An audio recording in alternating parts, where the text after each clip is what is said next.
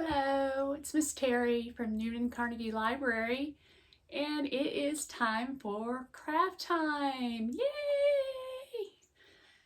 All right, today we are going to do bubble painting, which is always a lot of fun for the kids and always a lot of cleanup for the parents. So sorry ahead of time.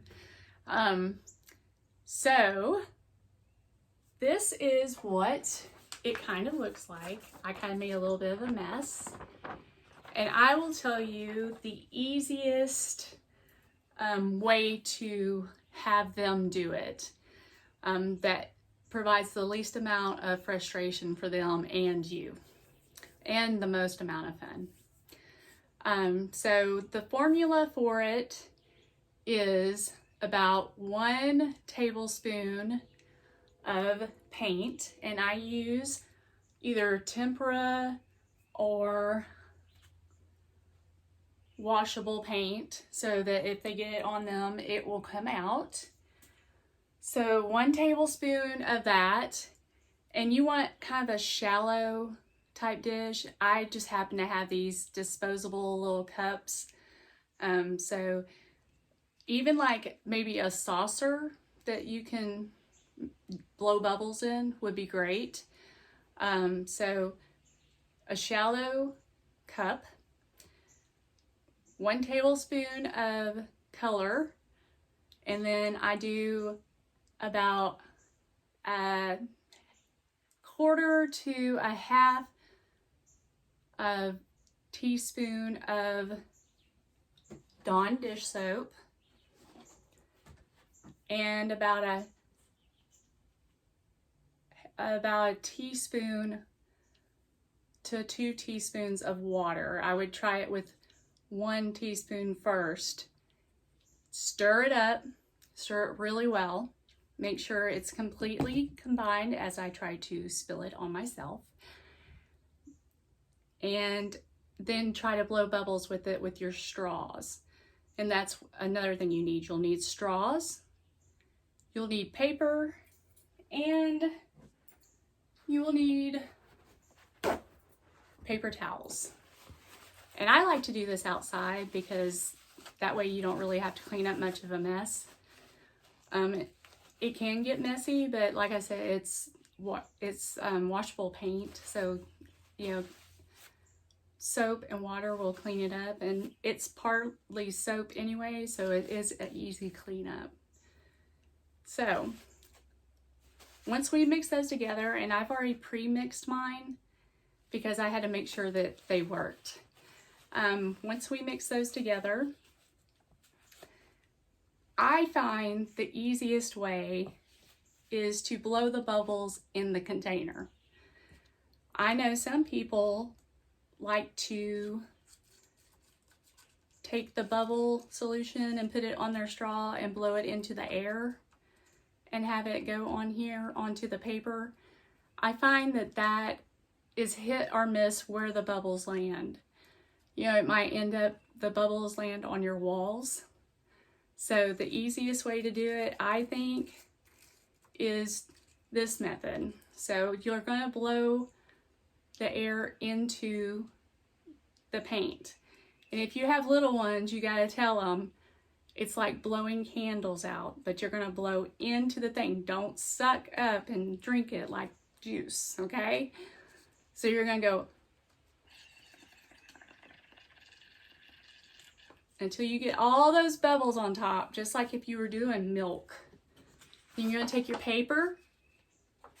I actually have 2 pieces there. You'll take your paper and you're going to set it on top. And look at your design. All right. So then we do our next one, which I chose green.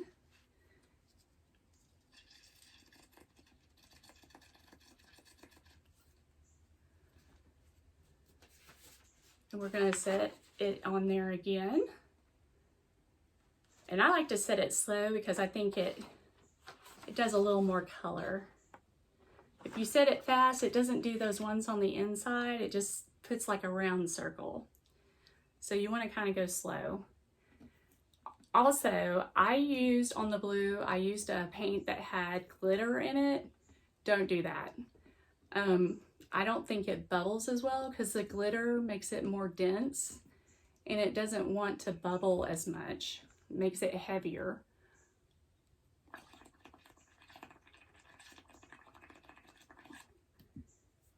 See, as you can see, it didn't bubble nearly as high of bubbles as the other two.